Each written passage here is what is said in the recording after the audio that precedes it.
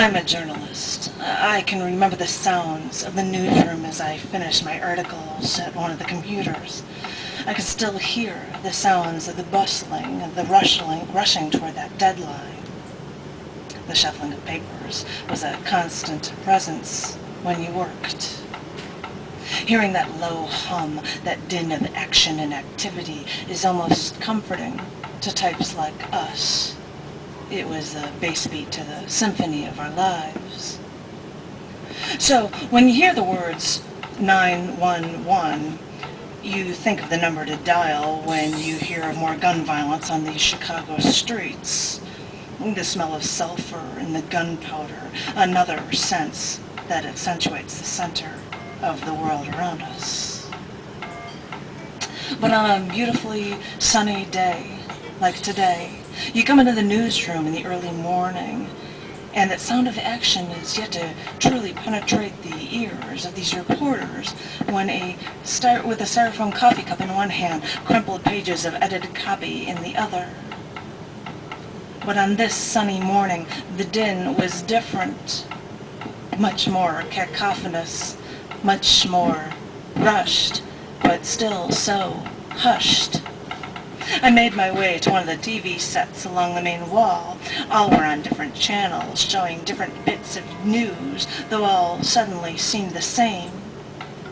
It looked like the newsroom was watching a movie as smoke poured from one of the twin towers. I tried to make out the voices from one of the TV sets when I witnessed a plane, right before my eyes, fly into the other tower. I stood there for a moment, transfixed like some horror movie addict, before I thought of our contacts scattered along the East Coast. I pulled out my cell phone and speed-dialed Mark in New York. He had a meeting scheduled in the Twin Towers that morning, but the phones were jammed, so I dialed up Don, who was in town there this week, but all was lost to computer-simulated voices, forcing me to leave messages and scramble from afar. As pathetic as we were, we stared at TVs as most forms of communication were cut off for us. Was this an attack on New York? We struggled to discover, until less than 40 minutes later we saw a 2-second-long film replayed repeatedly from a DC security camera that caught a collision course, crashing of a plane through the outer rings of the Pentagon. Well, now the story has changed. Tried to get through to Dan in D.C.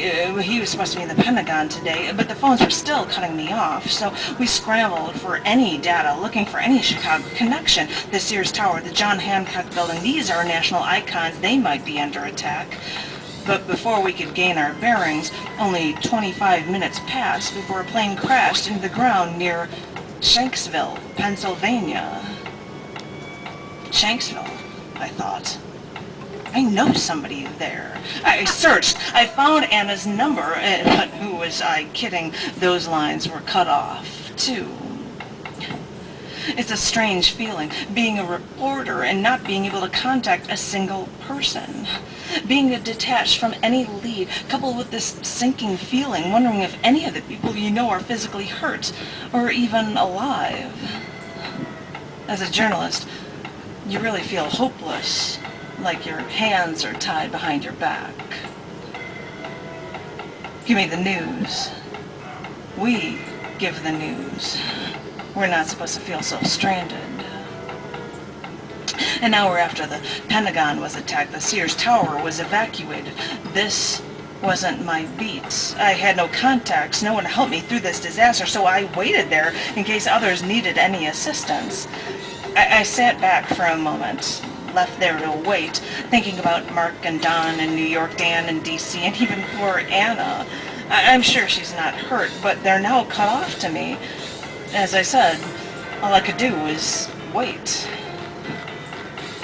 Clear your head of the people. I could hear myself say to myself, you are a reporter, just break down the details of what you see instead of thinking of this as another one of your human interest articles.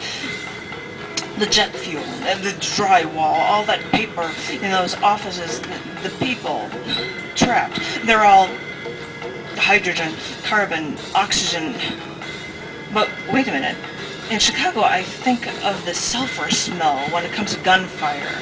But jet fuel is sulfur-laden, and that burning drywall emits sulfur gas. Sulfur is even the third most common mineral in the human body. I mean, I'm a newspaper reporter. I even know that sulfur-based compounds are used in pulp and in paper industries.